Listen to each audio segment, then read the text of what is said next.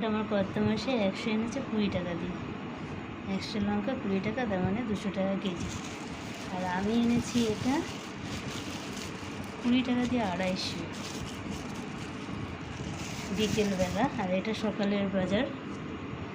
আর এটা 250 এনেছি 20 টাকা দিয়ে, কাঁচা পাকা মিলিয়ে। ওটা কেনার পরে আবার ফ্রেশ লঙ্কা দেখে আবার 500 নিয়েছি 25 টাকা দিয়ে। বাপরে, মানে লঙ্কা আজকে জানি না কি ব্যাপার, আজকে আমি বাজার থেকে শুধু লঙ্কাই সংগ্রহ করেছি।